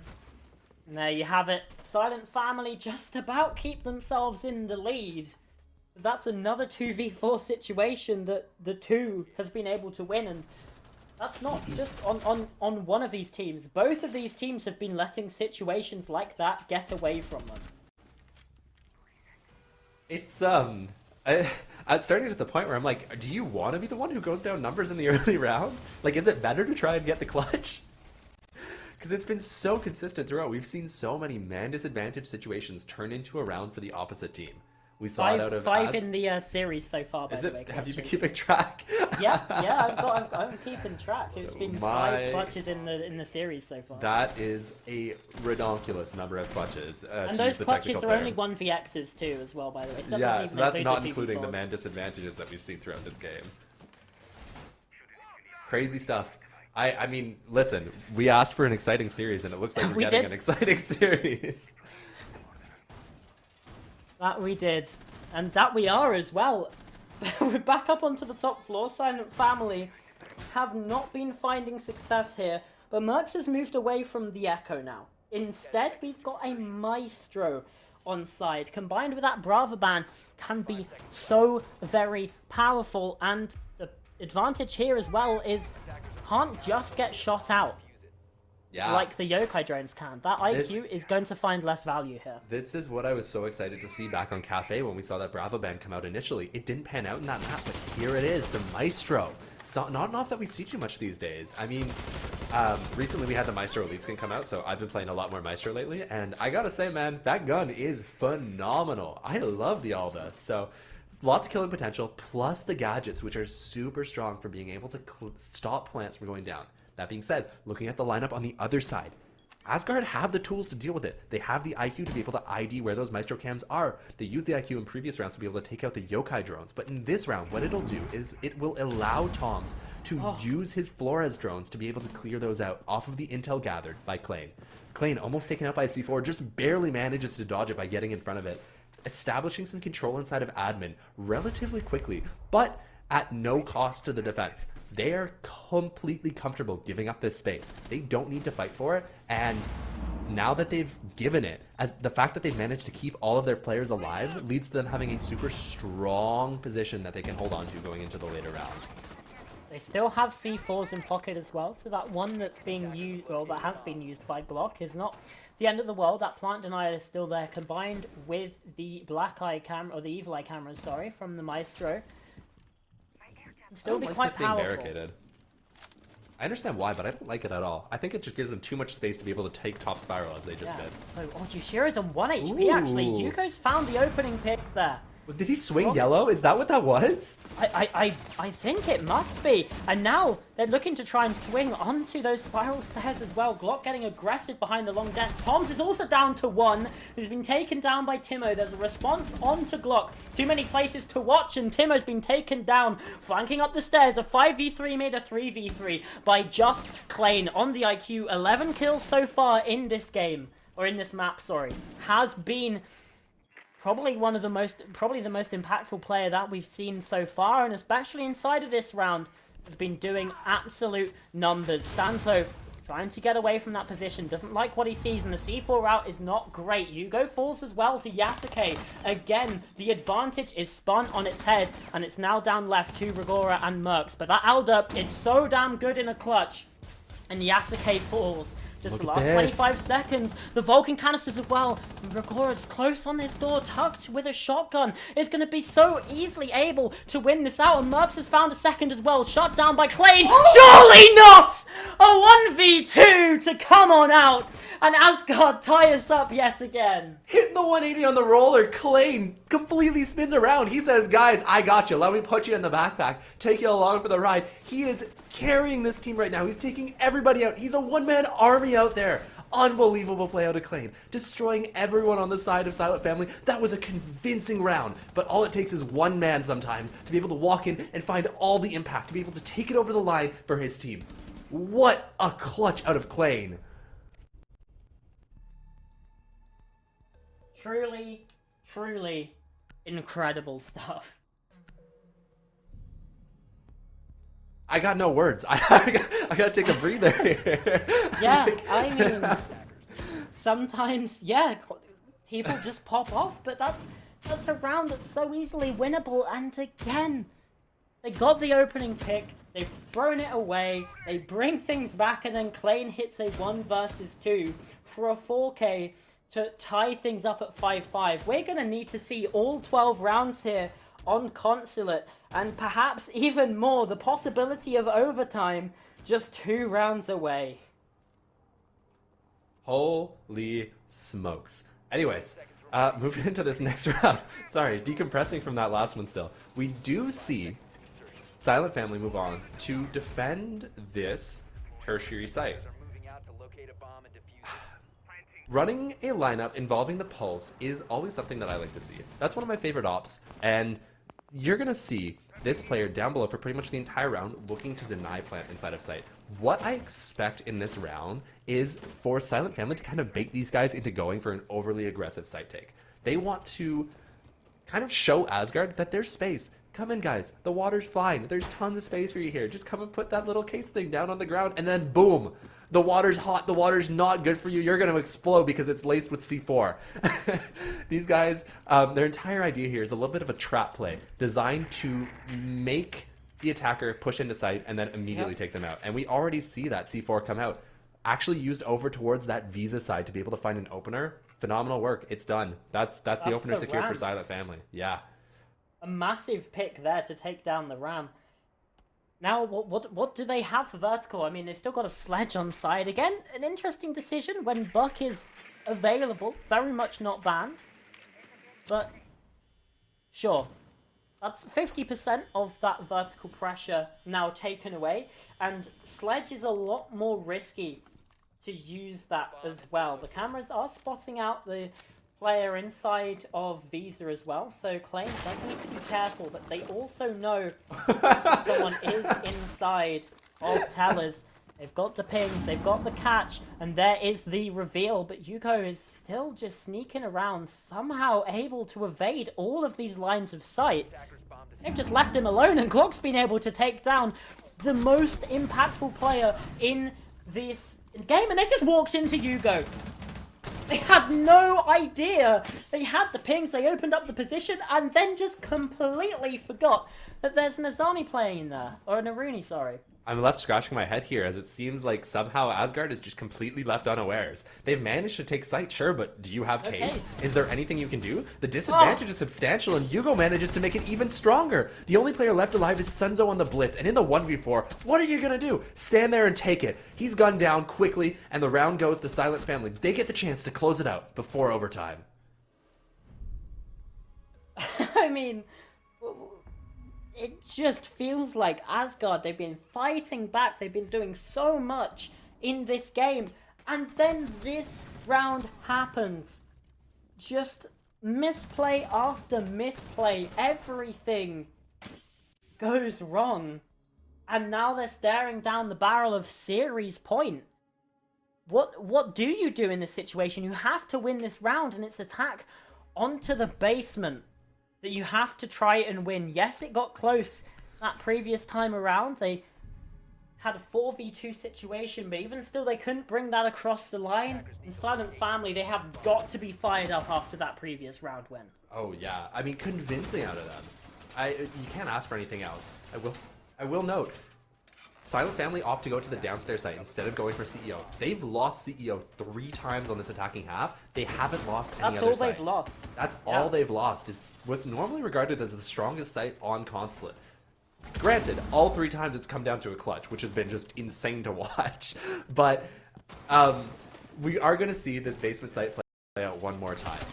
Last time, Asgard had a phenomenal early round, quickly taking space and dismantling the roam out of SilentFamily. If SilentFamily can manage to do even a little bit better, and the opening half of this round, if they can slow it down, if they can find an opening pick, if they can even trade a pick, they're looking to be in a much better spot, and honestly, I'd say extremely favored to close this round, this game, this match completely out. Yeah, don't forget, if you win this game, you're into the upper bracket final. If you lose, you have to try and fight your way through the lower bracket. Significantly more games, significantly more eyes on you as well. Teams will be able to watch your VODs to gain even more information about how you play, because you're simply playing more maps down in that losers bracket, so that's something to keep in mind for this game and the stakes that are at play here.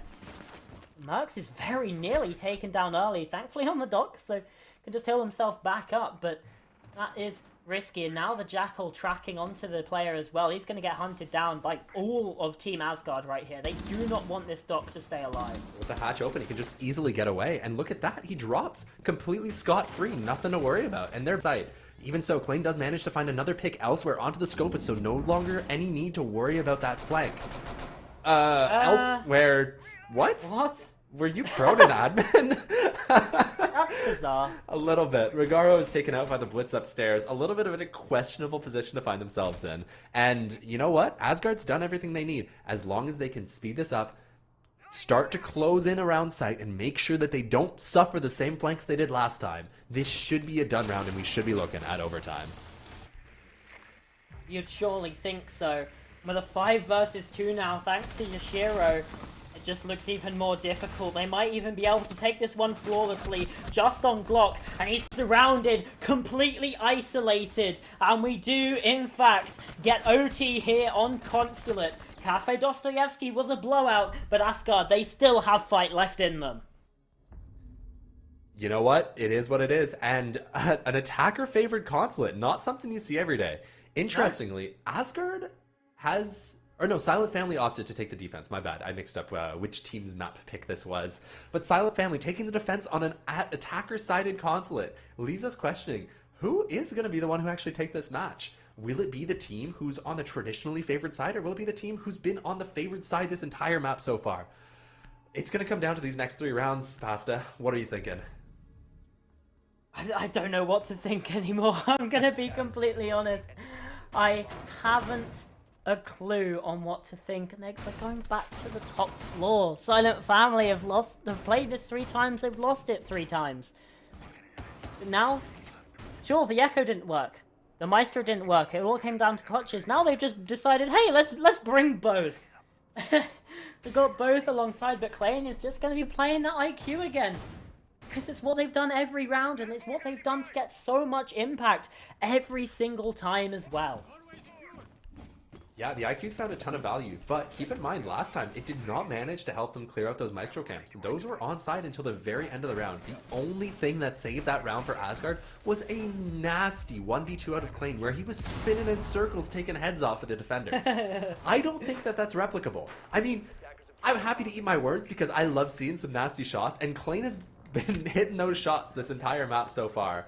But if it comes down to another clutch, surely they won't be able to pull it off again. How many 1vx's can you manage to pull off on the same site on the attacking half?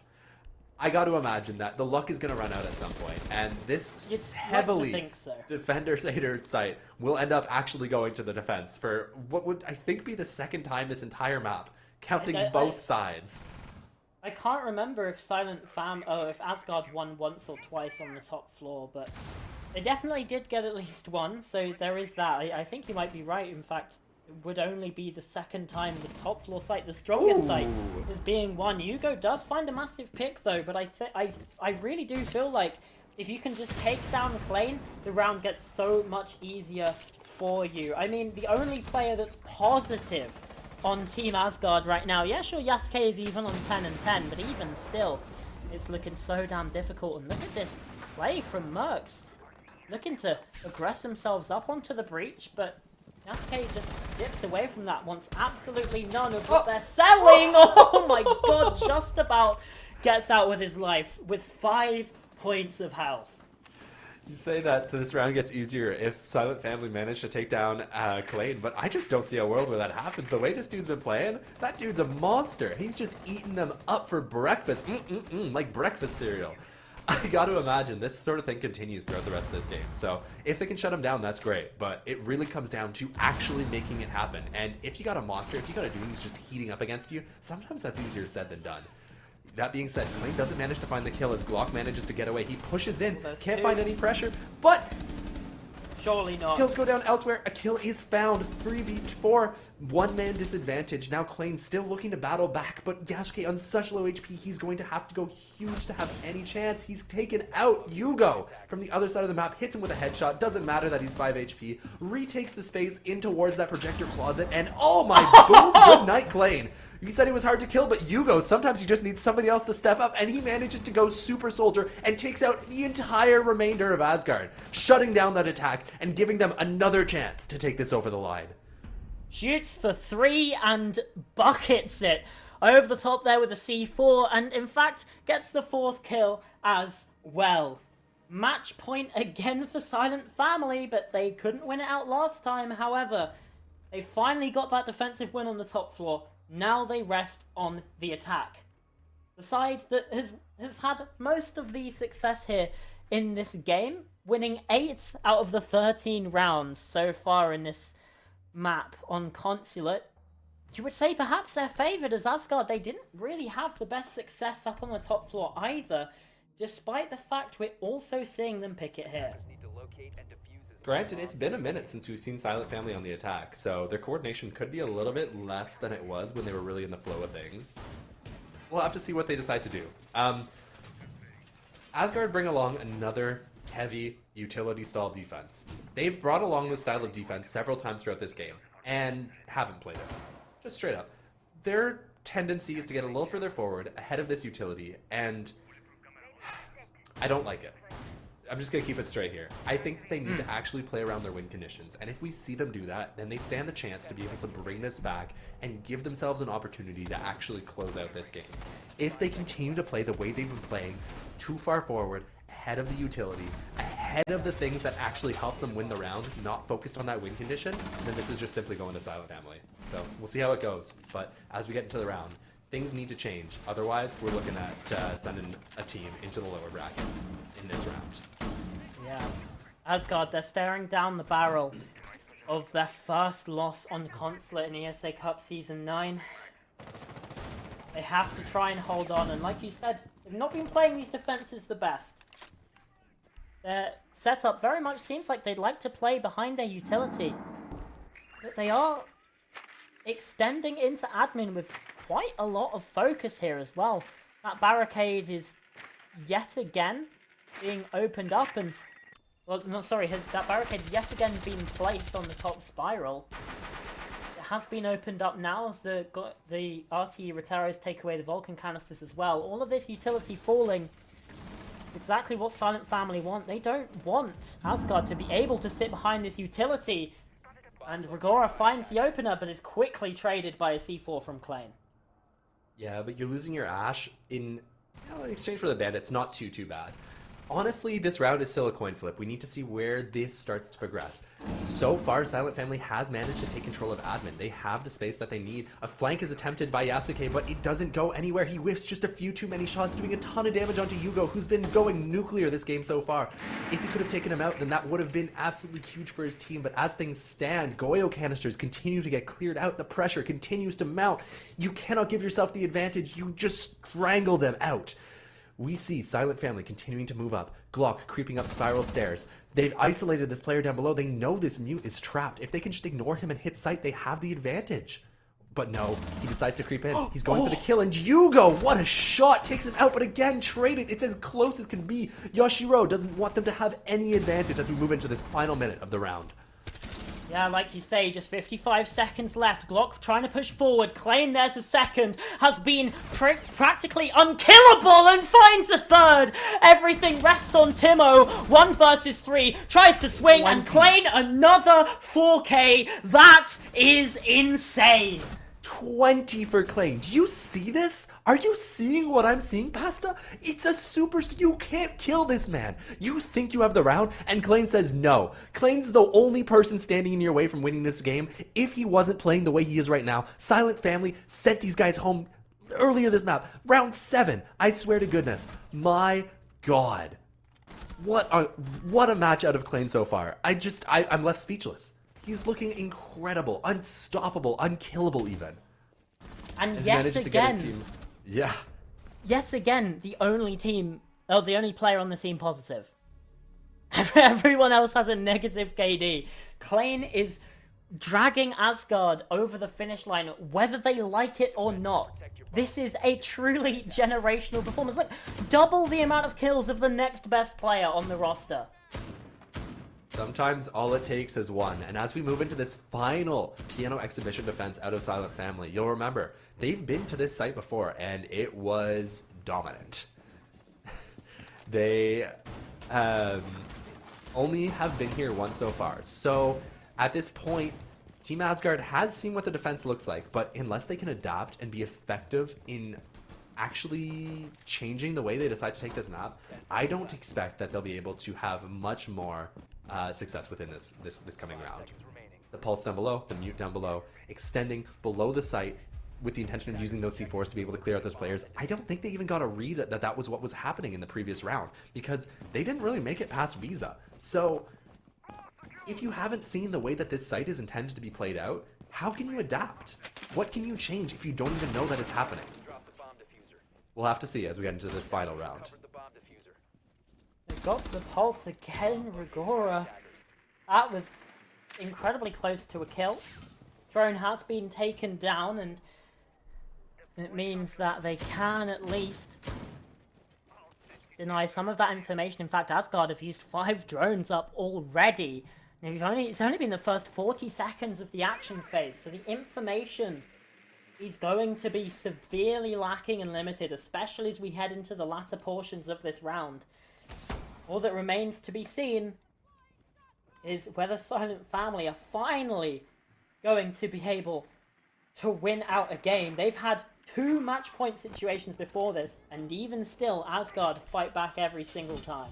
A little bit of a questionable use of the Twitch drones here, as they are used to do damage to a Doc who can just heal himself.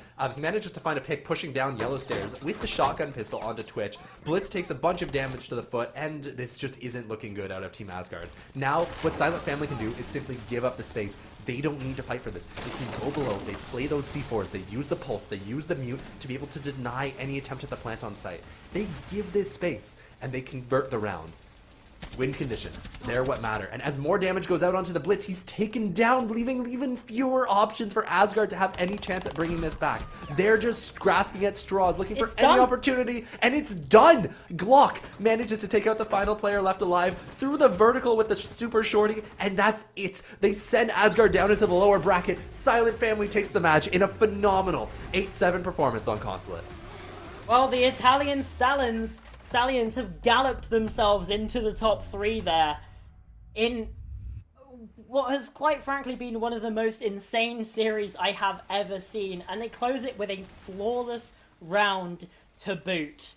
I mean, the resilience that they've shown is simply remarkable, but even still, some of those rounds just should never have happened. I mean, it's ridiculous. It's truly insane. We saw, I think, in overtime, that top floor defense was won by a player getting a 4K in round 13 and 14. Is that right? Yeah. Yeah, because Hugo got the 4K, and then we had Klein. Of course, it was Klein for Asgard, by the way. No, who else would it be? Who else would it be? I mean, what do you even say? What do you even say? It is Just you ridiculous. say goodbye, wave them out the door as they make their way down to that lower bracket, and we'll see what the rest of this bracket is looking like as the ESA Cup nears its conclusion. There is our teams moving on to the upper bracket final and the lower bracket final, facing the winner of this LDL versus this X team. We'll have to see how things go for them, and as we move into the rest of this tournament. Indeed, and we have another game tomorrow as well. The first 4 days of the week, all full of action here for you over at ESA Cup. That's going to be the other upper bracket semi. Entropy Gaming taking on Molotov Gang. That's at the same time, same place tomorrow evening to secure 2 of those top 3 teams already. Things are starting to heat up, and again, for SilentFamily, they won the qualifiers. They look so damn good in this tournament so far. I mean, they've only lost 1 series the entire time. That was to Crown Zero, which is maybe a little bit of a shock considering Crown Zero themselves didn't actually make it to this playoff stage. So, you know, some question marks there, but clearly they've learnt from that and grown from that. They get themselves yet more wins and again find themselves in the top three. This Italian squad are looking very, very good. They're looking dominant. Even just having watched their game tonight, they look strong. I'm really impressed by their team play, by the way they coordinate their attacks, by the way that they play off of each other, and their win conditions on the defense. It's exciting Siege to see, and I gotta say, I've been really impressed. It was a pleasure getting to cast it with you, Pasta. Thank you all so much for watching the ESA upper bracket semifinals, for those of you who tuned into the stream. And yeah, have a phenomenal rest of your night, guys. And hi, Bear. This is Pasta. Yeah, thank you very much. And also, we have to thank as well our wonderful production crew. Let's not forget, we've had Nanos on the production all day, who's been referenced. I think this is the third time, and then we've also had a Hotnux on the observing. It's been wonderful, and also welcome to the ESA Cup family, Hyber. It's a pleasure to have you here. It sounds like you enjoyed it. It absolutely sounds like you enjoyed it. It's been a lot of fun, but unfortunately we do have to close the stream. Thank you all very much for watching, and don't forget, there's more action to come tomorrow.